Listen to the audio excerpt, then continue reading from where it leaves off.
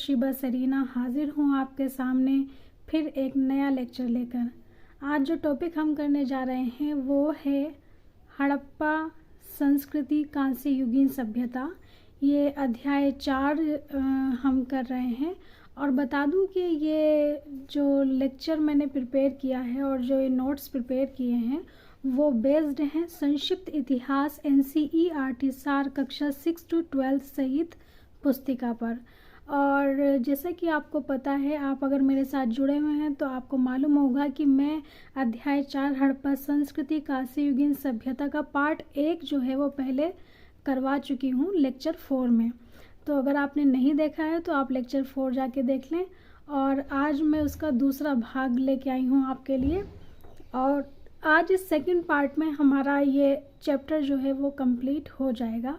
आज इस second part में जो पॉइंट्स हम कवर करेंगे वो है व्यापार, राजनीतिक संगठन, सामाजिक जीवन, धार्मिक प्रथाएं, सिंधु घाटी के पुरुष देवता, हड़प्पाई लिपि, माप तोल, मृदभांड, मोहरें, प्रतिमाएं, मृण मूर्तियाँ, अंतिम संस्कार, उद्भव, उत्थान और अवसान, हड़प्पा संस्कृति की नागरिकोत्तर अवस्था।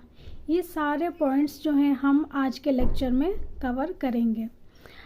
और अब चैप्टर को शुरू करने से पहले मैं आप सबसे रिक्वेस्ट करती हूँ, अगर आप इस चैनल पर नए हैं तो प्लीज़ चैनल को सब्सक्राइब कर लें और साथ ही प्रेस करना ना भूलें बेल आइकन।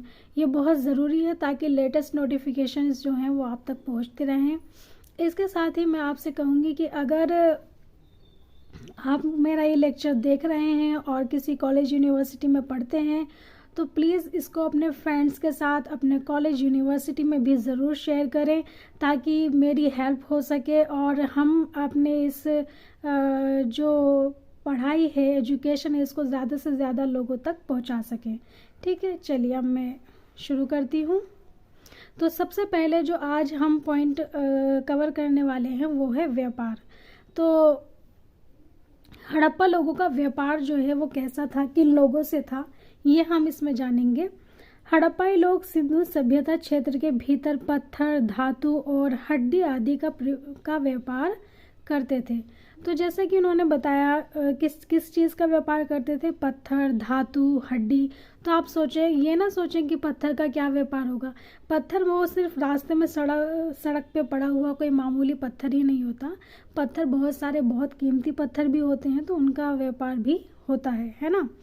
और इसी तरह हड्डी का भी है कि हड्डी से बहुत सी अच्छी चीज़ें बनाई जाती हैं तो उसका व्यापार भी ये लोग करते थे। और धातु का तो होता ही था, उसमें तो कोई कहने वाली बात ही नहीं है ना। वे धातु के सिक्कों का प्रयोग नहीं करते थे। संभवतः वे सभी प्रकार के आदान प्रदान विनिमय द्वारा करते हों। ऐसा अनुमान है कि वो लोग जो हैं धातु के सिक्कों का, जैसे आजकल चलते हैं धातु के सिक्के, और आप और भी प्राचीन काल में, मौर्य काल में, गुप्त काल में धातु के सिक्के जो हैं आपको मिलेंगे, वहाँ पर उनकी जानकारी मिलेगी। लेकिन इस काल में, हड़प्पा काल में धातु के सिक्के नहीं चलते थे, बल्कि ये अनुमान लगाया गया है, ऐसा समझ में आता है कि ये लोग शायद एक दूसरे को चीज़ें आदान प्रदान करते होंगे, उसी तरीके से विनिमय करते होंगे कि एक चीज़ के बदले दूसरी चीज़ दे दी और इस तरीके से विनिमय चलता होगा। वे पहिए से परिचित थे तथा हड़प्पा में ठोस पहियों वाली गाड़ियाँ प्रचलित थीं। तो ये जो कह रहे हैं कि पहिए से प्रचलित थे, आपको मालूम होगा कि हम पहले ही ये जान चुके हैं कि पहिए का आविष्कार वो जो है पाषाण काल में ही हो गया था।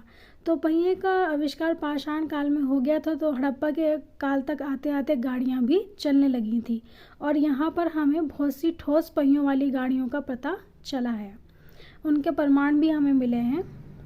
मोहनजोदड़ो से मिट्टी व कांसे की 2 पहियों वाली खिलौना गाड़ी एवं चनहूदड़ो से मिट्टी की 4 पहियों वाली खिलौना गाड़ी मिली हैं।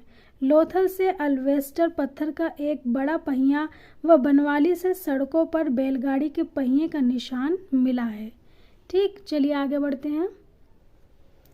उन्होंने उत्तरी अफगानिस्तान में अपनी वाणिज्यिक बस्ती स्थापित की थी, जिसकी सहायता से उनका व्यापार मध्य एशिया के साथ चलता था। ठीक है, तो हमें इनका व्यापार कहाँ, अफगानिस्तान तक देखने को मिल रहा है। उत्तरी अफगानिस्तान में इनकी जो है वाणिज्यिक यानी कि व्यापारिक बस्तियाँ जो हैं वो मिल रही हैं। ठीक, बहुत सी हड़प्पाई मोहरें मेसोपोटामियाई की खुदाई में निकली हैं, जिससे प्रतीत होता है कि हड़प्पाई लोगों ने मेसोपोटामियाई नागरिकों के अनेक प्रसाधनों का अनुसरण किया है। ठीक, यानी कि मेसोपोटामिया की सभ्यता से भी इनका लेन देन था। हड़प्पाई लोगों ने लाजवर्द मणि जो है, ये लाजवर्द मणि, इसे लापिस लाजूली भी कहते हैं, लापिस लाजूली का सुदूर व्यापार किया था, यानी ये भी दूर दूर तक इसका व्यापार चलता था। तो जैसे अभी मैंने आपको शुरू में बताया, पत्थर का भी ये लोग जो है व्यापार करते थे। तो ये लाजवर्द मणि जो है एक तरीके का बेशकीमती पत्थर है। मोहनजोदड़ो से प्राप्त एक मोहर पर नाव के चित्रांकन व लोथल से प्राप्त मिट्टी निर्मित खिलौना नाव से यह अनुमान होता है कि सिंधुवासी आंतरिक व बाह्य व्यापार के लिए मस्तूल वाली नावों का उपयोग करते थे। अब यहाँ एक वर्ड आया मस्तूल। मस्तूल क्या होता है? मस्तूल का अर्थ है नाव में पाल बांधने का लट्ठा। आपने देखा है ना, नाव में पाल लगा होता है, देखा होगा कि कभी आपने कि नाव में पाल लगा होता है और वो पाल जो है लट्ठे से बंधे होते हैं। तो वही मस्तूल जो है वही चीज़ है। नाव में पाल बांधने का जो लट्ठा होता है उसे मस्तूल कहते हैं, मस्तूल कहते हैं। अब यहाँ पर देखिए ध्यान से, यहाँ लिखा है प्रमुख आयातित कच्चा माल। अब हमने जैसे व्यापार की बात की है और देख रहे हैं अफ़गानिस्तान से जो है मेसोपोटामिया से हमें व्यापारिक कनेक्शन जो है वो नज़र आ रहा है। तो ये किस चीज़ का व्यापार करते थे ये तो हमने जाना कि भाई पत्थर और क्या कहते हैं हड्डी और धातुओं का व्यापार करते थे, लेकिन उनमें स्पेसिफिक क्या था। जैसे एक नाम आया आपके पास, लाजवर्द मणि का नाम आया, उसी तरह से और बहुत सारी चीज़ें हैं। ये चीज़ें जो हैं जैसे चांदी ईरान अफ़गानिस्तान से आयात की जाती थी, टिन अफ़गानिस्तान ईरान से, सोना अफ़गानिस्तान फ़ारस दक्षिण भारत से, लाजवर्द मेसोपोटामिया अफ़गानिस्तान से, तांबा खेतड़ी ये राजस्थान में है, बलूचिस्तान में है वहाँ से, नील रत्न मणि बदख्शा अफ़गानिस्तान से, सेलखड़ी बलूचिस्तान राजस्थान गुजरात से, नीलमणि महाराष्ट्र दक्षिण भारत से, हरित मणि दक्षिण एशिया से, शंख या कोड़िया दोनों ही कह सकते हैं इसको, शंख भी और कोड़िया भी, ये सौराष्ट्र दक्षिण भारत से, शिराजीत हिमालय क्षेत्र से, सीसा ईरान अफ़गानिस्तान और राजस्थान से। तो इतने सारे जो हैं, इतनी सारी चीज़ें जो हैं वो अलग अलग जगहों से स्थानों से आयातित की जाती थी और सभी कच्चे माल के रूप में की जाती थी। सिंधु सभ्यता के काल में पोत निर्माण एवं नावों के द्वारा समुद्री व्यापार होने की पुष्टि लोथल से प्राप्त गोदीबाड़ा के साक्ष्य से होती है। तो यहाँ पर इन्होंने बताया कि जो सिंधु सभ्यता है उसमें पोत निर्माण और नावों द्वारा समुद्री व्यापार होने की पुष्टि जो है वो हमें लोथल से हो रही है। कैसे हो रही है? क्योंकि वहाँ हमें गोदीबाड़ा मिला है। अब यहाँ एक वर्ड आया पोत। नाव तो आप जानते हैं कि नाव क्या होता है, पोत क्या होता है?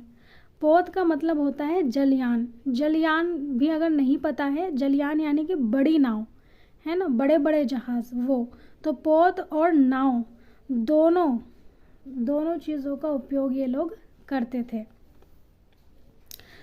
2350 ईसा पूर्व के आसपास और उसके आगे के मेसोपोटामियाई अभिलेखों में मेलुहा के साथ व्यापारिक संबंध की चर्चा है। मेलुहा सिंधु क्षेत्र का प्राचीन नाम है। ठीक है, तो मेसोपोटामिया से एक और हमें बात पता चल रही है ना। तो इस तरीके से ये तो स्पष्ट तौर पे हम कह सकते हैं कि अफ़गानिस्तान मेसोपोटामिया से हमारे व्यापारिक संबंध जो है वो बहुत अच्छे थे। मेसोपोटामिया के पुरालेखों में दो मध्यवर्ती व्यापार केंद्र पर, ये पर कटा हुआ है यहाँ, केंद्र का उल्लेख मिलता है, दिलमुन और माकन। ये दोनों मेसोपोटामिया और मेलुहा के मध्य में स्थित थे। कहाँ? मेसोपोटामिया और मेलुहा। मेलुहा तो मैंने अभी आपको बता दिया, सिंधु को ही मेलुहा कहते हैं। तो मेसोपोटामिया और सिंधु के बीच में क्या था, दिलमुन और माकन। दिलमुन की पहचान फारस की खाड़ी के बहरीन से की जाती है। समझ गए, दिलमुन क्या है, फारस की खाड़ी, बहरीन। सारगोन के सुमेरियन लेख में बहरीन यानी दिलमुन को उगते हुए सूरज का देश कहा गया है। ठीक है जी, अब आगे बढ़ते हैं। मेसोपोटामिया से जल एवं थल दोनों मार्ग से व्यापार के प्रमाण मिले हैं। मिस्र से कम संपर्क रहा, किंतु वहां से हड़प्पा प्रकार की गुड़ियां प्राप्त हुई हैं। अब गुड़ियां प्राप्त हुई यानी कुछ ना कुछ तो आदान प्रदान हुआ होगा, यानी कोई ना कोई व्यापार तो इनके साथ भी था। तो मिस्र से बड़ी तादाद में हमें प्रमाण नहीं मिलते हैं, लेकिन कुछ व्यापार इनके साथ भी होता था। अब बात करते हैं राजनीतिक संगठन की।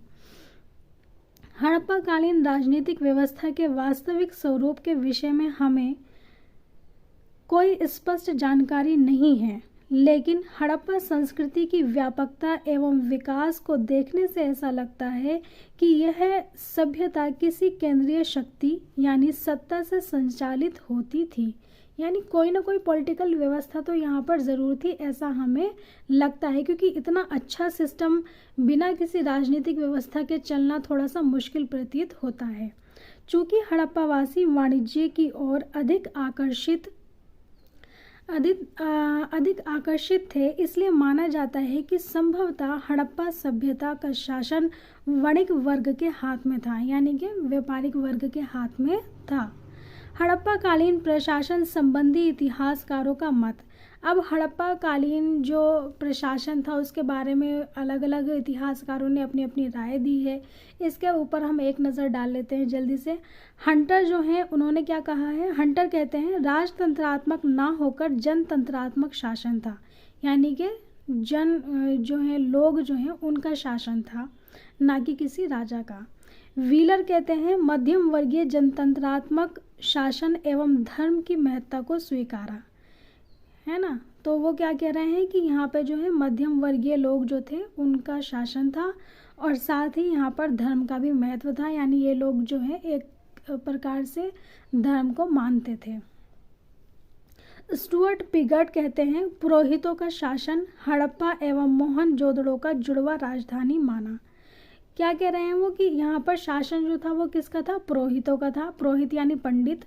और साथ ही वो कह रहे हैं कि हड़प्पा और मोहनजोदड़ो जो हैं वो दोनों राजधानी रही होंगी, जुड़वा राजधानी होंगी ये दोनों। फिर है मेके। मेके कहते हैं प्रतिनिधि शासन, यानी कि रिप्रेजेंटेटिव गवर्नमेंट होगी।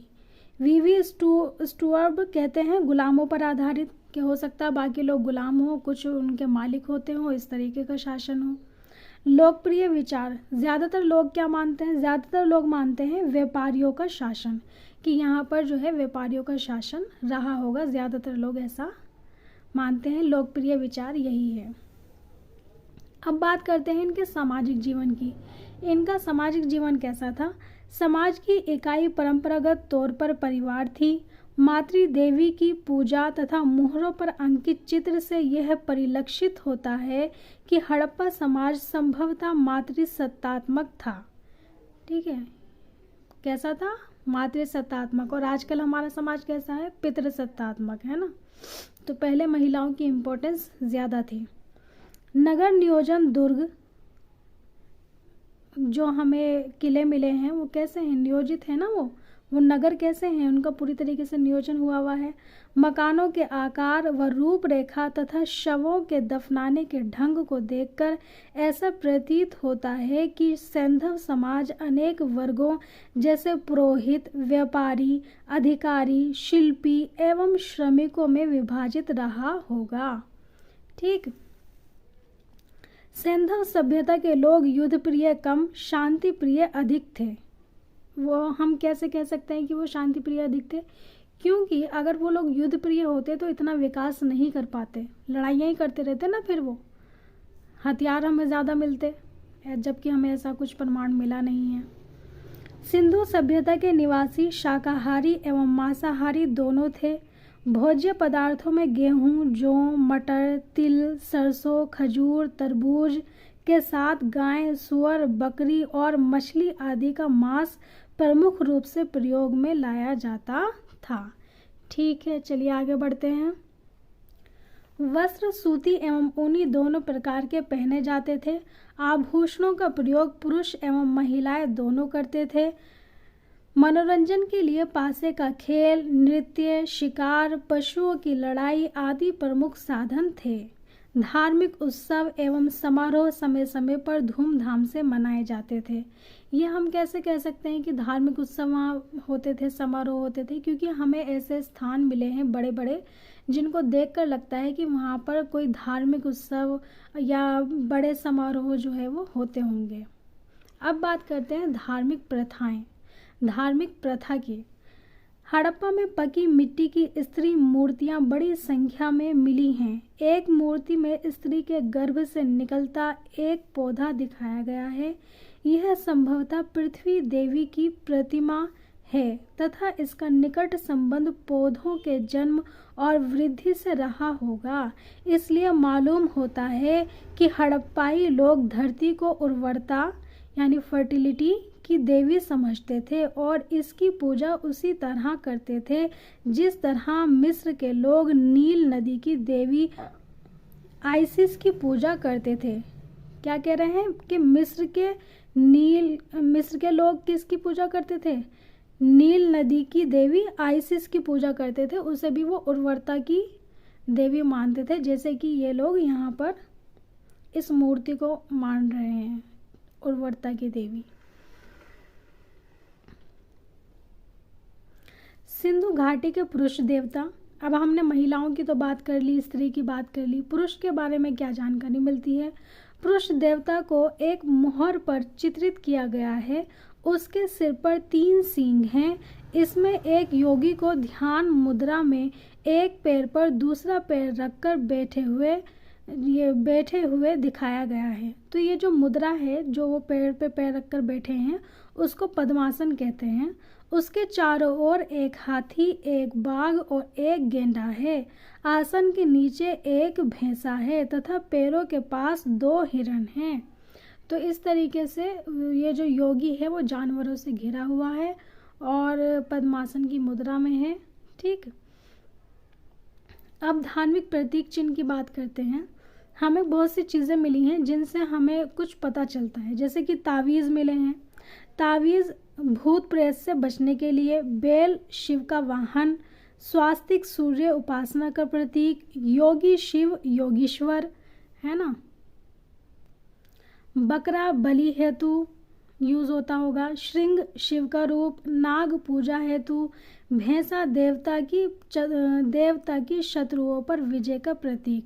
ये सारे चिन्ह बता रहे हैं हम कि भैंसा जो है वो इसलिए यूज हो रहा है, श्रृंग जो है वो शिव का रूप इस तरह से यूज हो रहा है। युगल शवाधान, पति के साथ पत्नी का सती होना। ठीक, ये हमें युगल शवाधान से क्या पता चलता है, किस चीज़ का चिन्ह है वो, कि पति के साथ पत्नी भी सती होती होगी। मुहर पर चित्रित देवता को पशुपति महादेव कहा गया है। सिंधु सभ्यता में लिंग पूजा का प्रचलन मिलता है जो कालांतर में शिव की पूजा से गहन रूप से जुड़ गई थी। हड़प्पा में पत्थर पर बने लिंग और योनि के अनेक प्रतीक मिले हैं। लिंग तो आप जानते हैं, योनि भी आपको पता होना चाहिए। ये फीमेल का जो है, समझ गए होंगे आप। चलिए आगे बढ़ती हूँ। वृक्षों और पशुओं की पूजा। सिंधु क्षेत्र के लोग वृक्ष पूजा करते थे। एक मुहर यानी सील पर पीपल की डालों के बीच विराजमान देवता चित्रित हैं।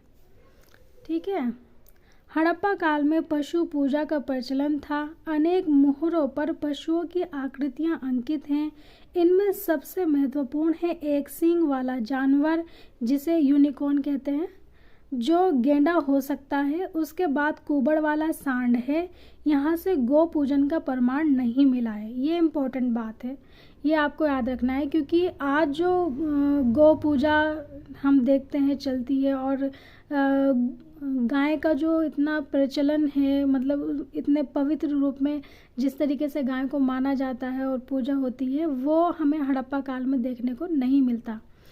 कब से गौ पूजा की शुरुआत हुई, कब से गौ पूजन शुरू हुआ, ये अगर आप जानना चाहते हैं तो आप मेरे साथ इस सीरीज़ में बने रहिए। मैं आपको ज़रूर बताऊंगी इसके बारे में। लेकिन ये जान लीजिए फ़िलहाल कि हड़प्पा काल में गौ पूजा नहीं होती थी, गौ पूजन का कोई प्रमाण नहीं मिला है। हम जल्द ही अभी आगे एंशिएंट काल में ही इसके बारे में जानेंगे, हमें कोई बहुत दूर जाने की ज़रूरत नहीं है, एंशिएंट काल में ही आपको पता चलेगा। लेकिन मैं अभी बताऊंगी नहीं, जब हम उस चैप्टर पर पहुंचेंगे तभी बताऊंगी। सिंधु प्रदेश के निवासी वृक्ष, पशु और मानव के स्वरूप में देवताओं की पूजा करते थे, परंतु वे अपने इन देवताओं के लिए मंदिर नहीं बनाते थे। ये लाइन रिपीट हो गई है, यहाँ से मैं इसको कट कर देती हूँ। ये क्या कह रहे हैं कि वो पूजा तो करते थे लेकिन मंदिर नहीं बनाते थे। हमें कहीं भी मंदिर का प्रमाण नहीं मिला है।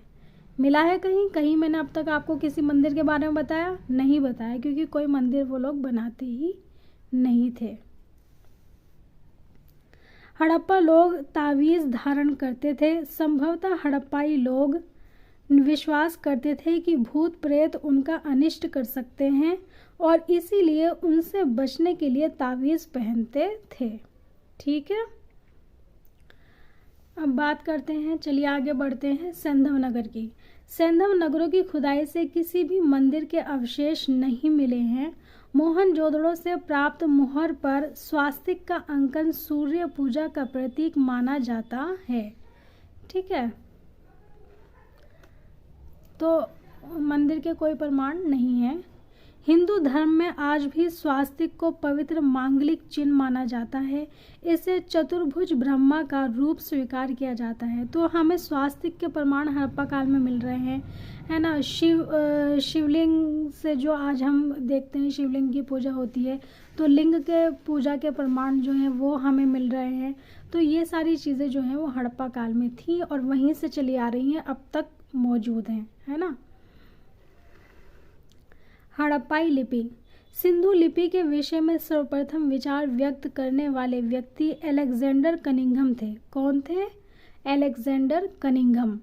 कनिंघम ने 1873 ईस्वी में बताया कि इस लिपि का संबंध ब्राह्मी लिपि से है। क्या बताया? ब्राह्मी लिपि से है। अब तक आपको लिपि के बारे में कोई जानकारी नहीं होगी, ये बहुत इंपॉर्टेंट बात है।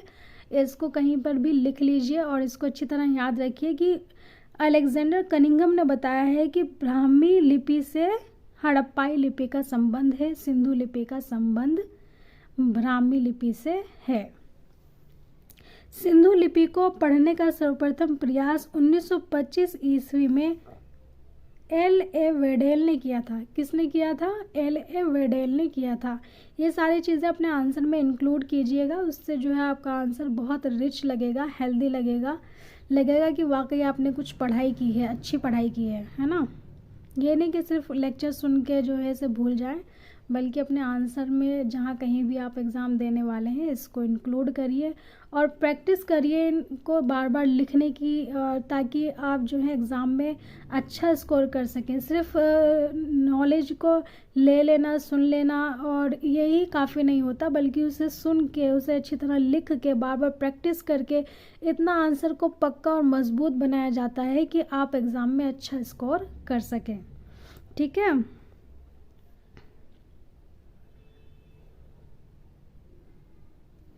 हड़प्पाई लिपि का सबसे पुराना साक्ष्य 1853 ईस्वी में मिला था। साक्ष्य तो हमें 1853 में मिल गया है, लेकिन पहली बार पढ़ने की कोशिश हुई है 1925 में, पहली बार पढ़ने की कोशिश हुई।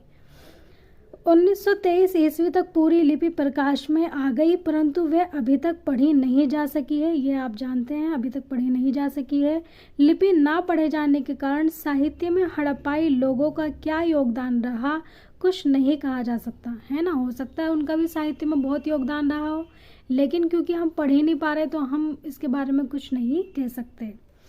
पत्थर की मोहरों और अन्य वस्तुओं पर हड़प्पाई लेखन के लगभग 4000 नमूने हैं। इस लिपि में कुल मिलाकर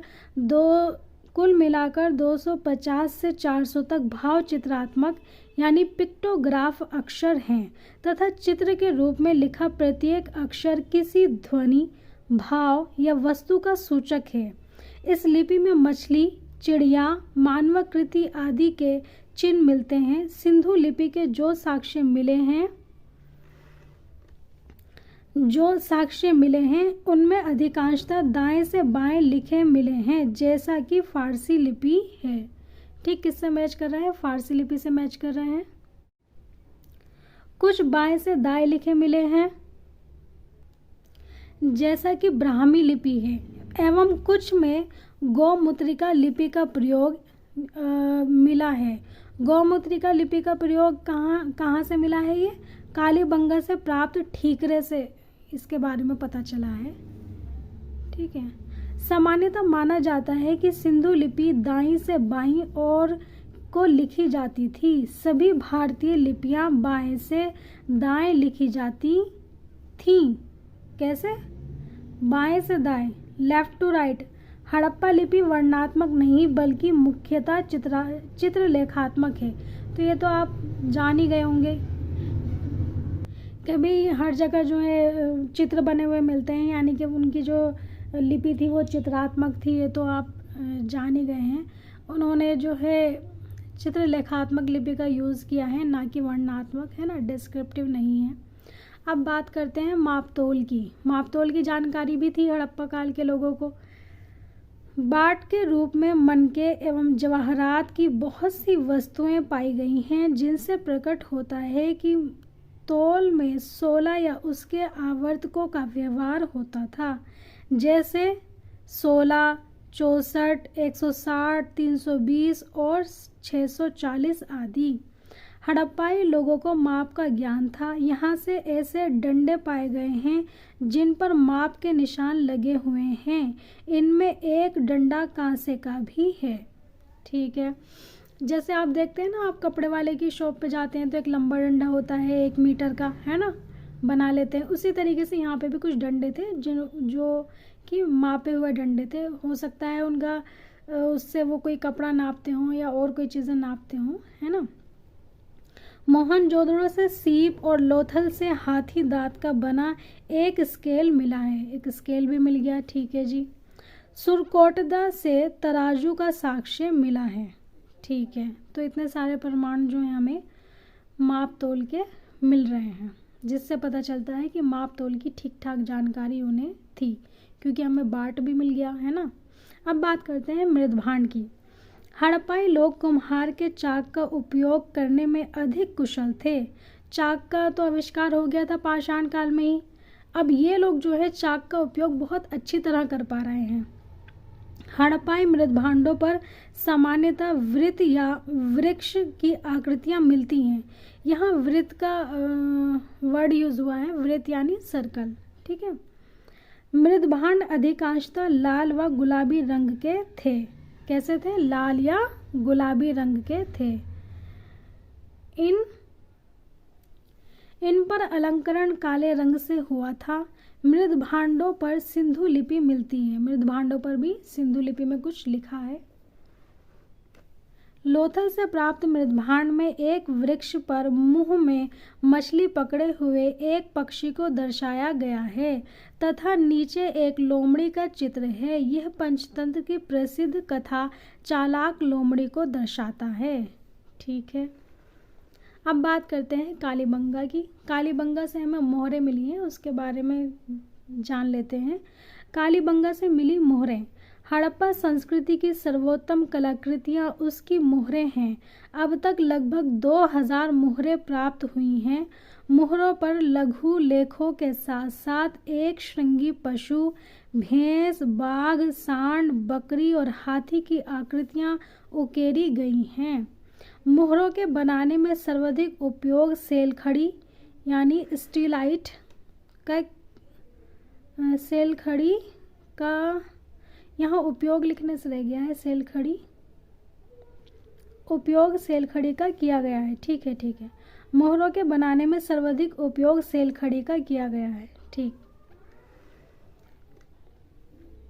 लोथल और देसलपुर से तांबे की बनी मोहरें प्राप्त हुई हैं। सेंथम मोहरें प्रायः बेलनाकार, वर्गाकार, आयताकार एवं वृत्ताकार हैं। तो ये तो आपको पता है कि अलग अलग आकार जो है सिंधु मोहरों का था। तो जैसे बेलनाकार आप समझ गए होंगे कैसी होंगी, है ना। वर्गाकार इस तरीके से होता है, ये मैंने यहाँ पर ड्रॉ किया है ऐसे, ये वर्गाकार इस तरीके से। आयताकार यानी रेक्टेंगुलर, और वृत्ताकार सर्कुलर, ये भी आप समझ गए होंगे। मोहनजोदड़ो एवं लोथल से नाव की आकृति अंकित मोहर मिली हैं। ठीक, वहाँ से कैसी मोहर मिली है मोहनजोदड़ो और लोथल से, जिन पर नाव की आकृति बनी है। अब बात करते हैं प्रतिमा की। प्रतिमाएं कांसे की नृत्य की उनकी मूर्ति कला का सर्वश्रेष्ठ नमूना है। संपूर्ण मूर्ति गले में पड़े हार के अतिरिक्त पूर्णतः नग्न है। यह लुप्त मौन पद्धति पर आधारित है। ठीक है। मोहनजोदड़ो से 2 तांबे की मानव मूर्ति तथा भैंसा व भेड़ की कांस्य मूर्ति मिली हैं। ठीक है। हड़प्पा एवं चनहूदड़ो से बैलगाड़ी तथा इक्का गाड़ी प्राप्त हुआ है। तो ये तो थी प्रतिमाएं, ये सारी प्रतिमाएं हमें मिली हैं। अब बात करते हैं मृण मूर्तियों की। मृण मूर्तियां सिंधु प्रदेश में अत्यधिक संख्या में आग में पकी मिट्टी की बनी मूर्तियां मिली हैं। ठीक, तो ये जो मिली हैं पकी मिट्टी की बनी मूर्तियां, ये बेसिकली टेराकोटा कहते हैं इनको, है ना, टेराकोटा कहलाती हैं। इनमें पक्षी, कुत्ते, भेड़, गाय, बैल और बंदर की प्रतिकृतियां मिलती हैं। प्रतिकृतियां क्या होती हैं? तस्वीरें जो हैं वो इन सब की, पक्षियों की, कुत्ते, भेड़, गाय, बैल, बकरी, बंदर, सॉरी बकरी नहीं है, गलत बोल दिया मैंने, बंदर, है ना, इनकी तस्वीरें बनी थी। पुरुषों और स्त्रियों की प्रतिकृतियां भी मिली हैं, जिनमें पुरुषों से स्त्रियों की संख्या अधिक है। तो यहाँ पर भी स्त्रियों की संख्या अधिक है। इससे हमें पता चलता है कि स्त्रियों का महत्व इस काल में ज़्यादा था, है ना, और समाज जो है वो मातृ जो चलन है वहाँ पे वो ज़्यादा था। क्योंकि ये यहाँ पर जो हमें मिल रही हैं तस्वीरें, ये तो हैं ही, प्रतिकृतियाँ तो हैं ही, इसके अलावा बहुत सारी मूर्तियाँ हमें मिली हैं, है ना, तो वो भी हैं। अब बात करते हैं अंतिम संस्कार की। सिंधु सभ्यता में मृतकों के अंतिम संस्कार की 3 प्रथाएं मिलती हैं। अब से पहले तक हमें 2 मिल रही थी, अब हमें 3 मिल रही हैं इस काल में। पहला है दाह संस्कार। इसमें शव को पूर्ण रूप से जलाने के बाद भस्मावशेष को मिट्टी के पात्र में रखकर दफना दिया जाता था। हिंदू विधि से मिलती प्रथा यह सर्वप्रमुख प्रथा थी। तो सबसे पहले हमें दाह संस्कार का प्रमाण यहाँ पर मिल रहा है हड़प्पा काल में। इससे पहले तक हमें दाह संस्कार का प्रमाण नहीं मिला था।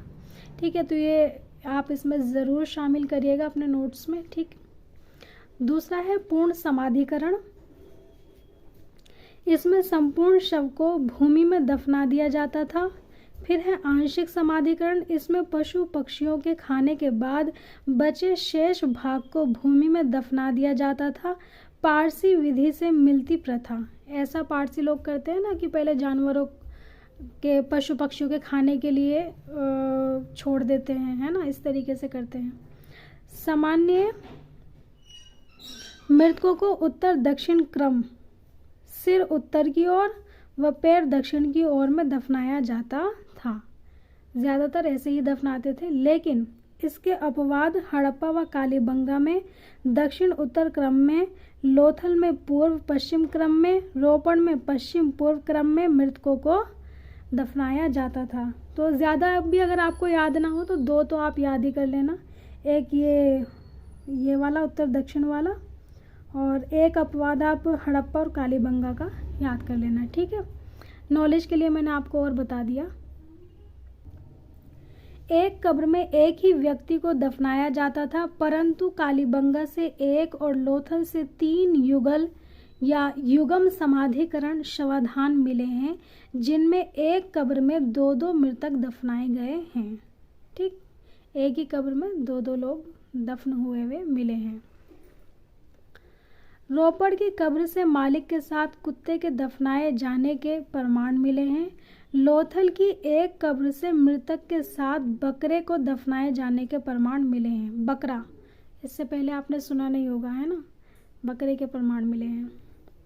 उद्भव, उत्थान और अवसान। अब पता करते हैं कि हड़प्पा कालीन जो ये सभ्यता थी, हड़प्पा सभ्यता थी, इसका उद्भव कैसे हुआ, उत्थान कैसे हुआ और अवसान यानी कि पतन कैसे हुआ, या उसमें उत्थान में कौन सी जगहें शामिल हैं, है ना, वो सब, उत्थान के औजार, हथियार वगैरह। परिपक्व हड़प्पा संस्कृति का अस्तित्व संभवतः 2500 से 2550 ईसा पूर्व से 1900 ईसा पूर्व के मध्य रहा। ठीक है, इसको ऐसे ही याद कर लेना है। यह संस्कृति एक ही प्रकार के औजारों, हथियारों और घरों का प्रयोग करती रही। तो परिपक्व काल में हड़प्पा संस्कृति एक ही प्रकार के औजार, हथियार और घरों का प्रयोग करती रही, यानी कि 2550 ईसा पूर्व से 1900 तक ऐसा ही चलता रहा।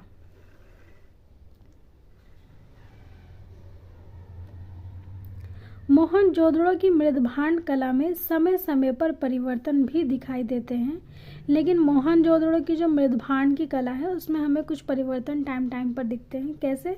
ईसा पूर्व 19वीं सदी में आकर इस संस्कृति के दो महत्वपूर्ण नगर हड़प्पा और मोहनजोदड़ो लुप्त हो गए, छिप गए। ठीक है, और फिर क्या हुआ? अब छिप गए तो छिप गए, लेकिन इनके छिपने का ये मतलब नहीं है कि पूरी हड़प्पा सभ्यता जो है वो भी लुप्त हो गई, नहीं।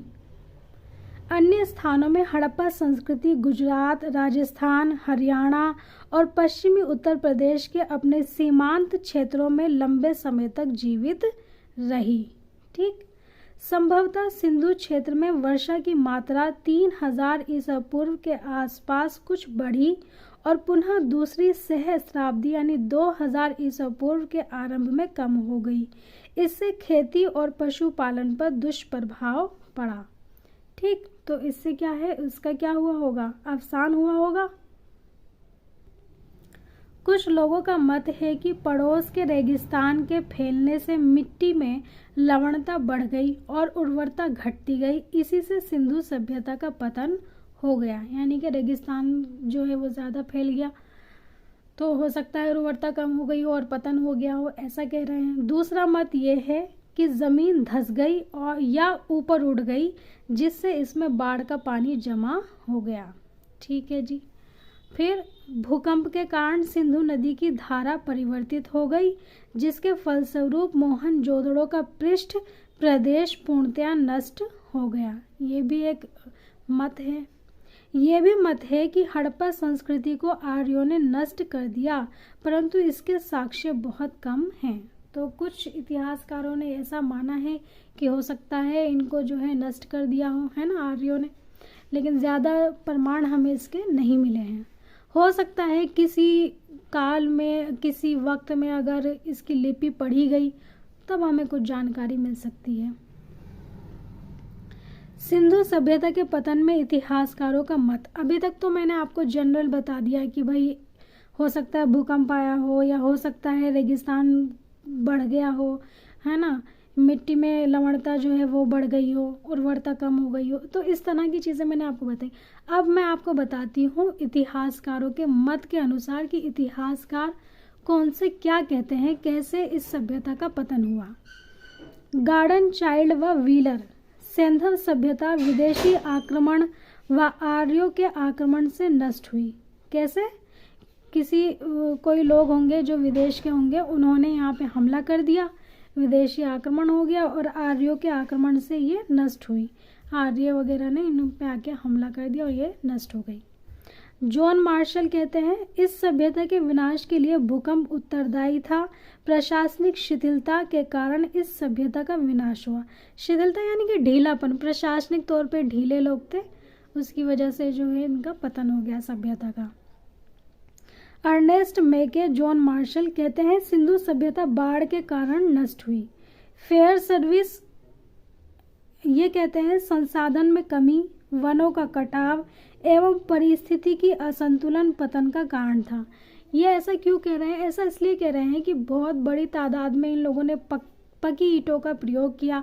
तो जब ये पकी ईंटों का प्रयोग करते थे, इतने सारे पेड़ों को काट रहे होंगे उन ईंटों को पकाने के लिए, तो उससे वनों का जो कटाव हुआ, परिस्थिति की असंतुलन उसमें पैदा हो गया, क्योंकि इतनी ज़्यादा हीट का पैदा होना और वनों का कटना, उससे जो है संतुलन बिगड़ा होगा और वही वजह रही होगी कि पतन का कारण हो सकता है, इसी वजह से पतन हो गया हो। आगे देखते हैं। ओरेलस्टाइन कहते हैं ईंटों के पकाने तथा घरों के निर्माण के लिए व्यापक वन कटाव के कारण जलवायु परिवर्तन होने से यह सभ्यता नष्ट हो गई। तो ओरेलस्टाइन भी कुछ उन्हीं की तरह की बात कर रहे हैं, है ना, कुछ उसी तरह का मत है, इनका भी थोड़ा सा डिफरेंस है। मार्टिमर व्हीलर, हड़प्पा सभ्यता का आकस्मिक अंत हुआ था। हड़प्पा सभ्यता का आधार विदेशी था। ठीक है जी। अब फिर है हमारे पास लैम्ब्रिक कहते हैं सिंधु तथा अन्य नदियों के मार्ग परिवर्तन के कारण नदियों ने अपना रास्ता बदल लिया, मार्ग बदल लिया, उससे क्या हुआ, इनको पानी नहीं मिला और पतन हो गया। M.R. साहनी कहते हैं यह सभ्यता भारी जल पलावन के कारण नष्ट हुई, यानी कि बाढ़ आ गई। ठीक। राइकस व डेल्स, D.D. कौशाम्बी कहते हैं मोहनजोदड़ो के लोगों की आग लगाकर सामूहिक हत्या कर दी गई, यानी कि इनको जो है जलाकर मार दिया गया, ऐसा मत ये प्रस्तुत कर रहे हैं। तो बहुत सारे मत हैं हमारे पास, हम सही तरीके से कह नहीं सकते कि क्या हुआ होगा। अब बात करते हैं हड़प्पा संस्कृति की नागरिकोत्तर अवस्था, यानी कि जब हड़प्पा संस्कृति अपनी परिपक्व अवस्था में थी और उसके बाद क्या हुआ, है ना, नागरिकोत्तर अवस्था में क्या हुआ। ठीक। तो पतन तो हमने जान लिया। अब पतन के बाद जो पतन की स्थिति थी उसके बाद क्या होता है। हड़प्पा संस्कृति संभवतः 1900 ईसा पूर्व तक अस्तित्व में रही। ठीक है, 1900 तक रही। उसके बाद नागरिकोत्तर हड़प्पा संस्कृति के कुछ लक्षण पाकिस्तान में मध्य एवं पश्चिम भारत, यानी कि पंजाब, राजस्थान, हरियाणा और दिल्ली, उत्तर प्रदेश तथा जम्मू कश्मीर में दिखाई देते हैं। तो ये 1900 तक तो अपने उसमें रही, अस्तित्व में रही। उसके बाद जो है ये नागरिकोत्तर हड़प्पा संस्कृति हमें कुछ जगहों पर देखने को मिलती है, जो नाम मैंने अभी आपको बताए यहाँ पर हमें दिखाई देती है।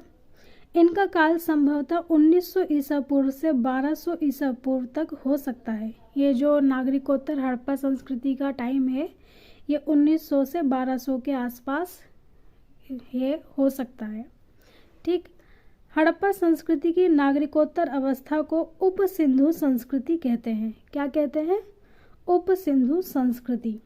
यह उत्तर हड़प्पा संस्कृतियाँ मूलतः ताम्रपाषाणिक हैं, जिनमें पत्थर और तांबे के औजारों का उपयोग होता था। तो ये बहुत इम्पोर्टेंट पॉइंट है। ये इम्पोर्टेंट इसलिए है कि मैंने जो इससे पहले लेक्चर दिया, लेक्चर नंबर 3 आप देखना, लेक्चर नंबर 3 में ताम्रपाषाण कृषक बस्तियों के बारे में बात हुई है। तो लेक्चर 4 में तो हड़प्पा के बारे में ही बात कर रहे हैं हम। लेक्चर 3 में जो है उसके बारे में बात हुई। और लेक्चर 3 में जब मैंने ताम्रपाषाण बस्तियों की बात की तो मैंने वहाँ बताया था कि ये बस्तियाँ हमें जो है हड़प्पा संस्कृति के बाद मिलती हैं। कब मिलती हैं? हड़प्पा संस्कृति के बाद मिलती हैं। तो हमने यहाँ पर जो जिक्र आया कि यह उत्तर हड़प्पा संस्कृतियाँ मूलतः ताम्रपाषाणिक हैं, तो यहाँ पर वो बात सिद्ध हो जाती है। उत्तर हड़प्पा संस्कृतियाँ कैसी है? ताम्रपाषाणिक, जो कि मैंने आपको तीसरे चैप्टर में बताई थी और सारी बस्तियाँ मैंने आपको वहाँ पे पढ़ाई हैं। ठीक। तो इसकी शुरुआत तो हड़प्पा के पहले हो जाती है, मतलब कि ताम्रपाषाणिक संस्कृति हड़प्पा के पहले शुरू होती है, लेकिन बीच में ये हमें दिखाई नहीं देती। फिर ये हमें दिखाई देती है उत्तर हड़प्पा काल में। ठीक है, उत्तर हड़प्पा काल में फिर हमें ये दिखती है। और इसमें किसका उपयोग होता है? तांबे और पत्थर का उपयोग होता है। तांबे और पत्थर के औजार इसमें उपयोग होते हैं। उम्मीद करती हूँ कि आपको मेरा पॉइंट क्लियर होगा और पॉइंट क्लियर हुआ होगा, अच्छी तरह समझ में आया होगा। अगर नहीं समझ में आया है तो आप कमेंट करके बता सकते हैं, मैं आपको थोड़ा सा और डिटेल दे दूँगी, ठीक। और अगर ताम्रपाषाण की संस्कृति के बारे में पूरी डिटेल जानना चाहते हैं तो आप लेक्चर 3 जो है वो देखिएगा। गांवों में धातु संबंधी तकनीकी जानकारी के फैलने से खेती करने और बस्तियां बनाने में सहायता मिली, ठीक है। गिलुंद, जो आहार संस्कृति का स्थानीय केंद्र जैसा लगता है, में ईंटों की संरचनाएं मिली हैं जिन्हें संभवतः 2000 ईसा पूर्व और 1500 ईसा पूर्व के मध्य रखा जा सकता है। जोरवे बस्तियों में सबसे बड़ी देमाबाद की बस्ती है जो लगभग 22 हेक्टेयर में बसी थी और जहां 4000 की आबादी रही होगी। इसके स्वरूप को आधी नगरीय कहा जा सकता है, परंतु अधिकांश जोरवे बस्तियां ग्रामीण हैं। तो इसके बारे में आपको ताम्रपाषाण संस्कृति में भी पता चलेगा और यहाँ पर भी पता चलेगा, है ना। नागरिकोत्तर हड़प्पाई बस्तियां स्वात घाटी में मिली हैं। यहाँ लोग पशुचारण के साथ साथ अच्छी खेती करते थे। स्वात घाटी के निवासी चाक पर लाल व काले रंग वाले मृदभांड तैयार करते थे, ठीक है। भारत में स्थित पंजाब, हरियाणा, उत्तर प्रदेश और जम्मू में अनेक उत्तर हड़प्पा स्थलों की खुदाई हुई है। इनमें जम्मू में मांडा, पंजाब में चंडीगढ़ और संघोल, हरियाणा में दौलतपुर एवं उत्तर प्रदेश में आलमगीरपुर और हुलास उल्लेखनीय हैं, ठीक है। आलमगीरपुर में उत्तर हड़प्पाई लोग संभवतः कपास का प्रयोग धागे के लिए करते थे, ठीक। हड़प्पा संस्कृति की उत्तरकालीन अवस्थाओं में कुछ बाहरी औजार और मृदभांड पाए गए हैं जिनसे संकेत मिलता है कि सिंधु घाटी में बाहर के लोग धीरे धीरे प्रवेश करने लगे थे। तो यहाँ जो हमें पता चल रहा है कि उत्तर हड़प्पा काल में, उत्तरकालीन अवस्था में धीरे धीरे बाहर के लोग प्रवेश कर रहे हैं। यहीं से हमारे अगले चैप्टर का रास्ता भी खुल रहा है। यहीं से हम अब अगले चैप्टर की बुनियाद भी देख रहे हैं। और अगला चैप्टर क्या होगा? ऋग्वेदिक, ठीक है। ऋग्वेदिक काल के बारे में पढ़ेंगे नेक्स्ट। चलिए उस पर पहुंचने से पहले इसे कंप्लीट कर लेते हैं। मोहनजोदड़ो की अंतिम अवस्था में असुरक्षा और अशांति के कुछ लक्षण दिखाई देते हैं। आभूषणों की निधियां स्थान स्थान पर गड़ी मिली हैं और एक स्थान पर आदमी की खोपड़ियों का ढेर मिला है, ठीक। हड़प्पा की अंतिम अवस्था के एक कब्रिस्तान में नए लोगों के अवशेष मिले हैं जहां नवीनतम स्तरों पर नए प्रकार के मृदभांड हैं, यानी कि यहाँ पर जो है नए लोगों का प्रवेश वो शुरू हो गया था। पंजाब और हरियाणा के अनेक स्थलों पर लगभग 1200 ईसा पूर्व के उत्तरकालीन हड़प्पा मृदभांडों के साथ साथ धूसर मृदभांड यानी ग्रे वेयर और चित्रित धूसर मृदभांड यानी PGW पाए गए हैं जो आमतौर पर वैदिक लोगों से जुड़े हैं, ठीक है। तो यहाँ हमारा जो है पूरा हड़प्पा सभ्यता कंप्लीट होता है, बल्कि हमने हड़प्पा सभ्यता के बाद उत्तर हड़प्पा काल को भी देख लिया है। और यहीं से हमें पता चलता है कि अगला जो हम टॉपिक करने वाले हैं उसको मैं अभी अनाउंस नहीं कर रही हूँ, लेकिन वो वैदिक काल के बारे में होगा, ठीक। तो यहाँ हमारा पूरा चैप्टर कंप्लीट हो गया। मैं उम्मीद करती हूँ कि आपको ये लेक्चर बहुत अच्छी तरह समझ में आया होगा। कोई भी डाउट आपके मन में अगर रह गया हो तो आप कमेंट करके पूछ सकते हैं। और इसी के साथ मैं लेती हूँ आपसे अलविदा। अगर चैनल को सब्सक्राइब नहीं किया है तो प्लीज़ अभी चैनल को सब्सक्राइब कर लें और साथ ही प्रेस करना ना भूलें बेल आइकन। चलिए, thank you for watching this video.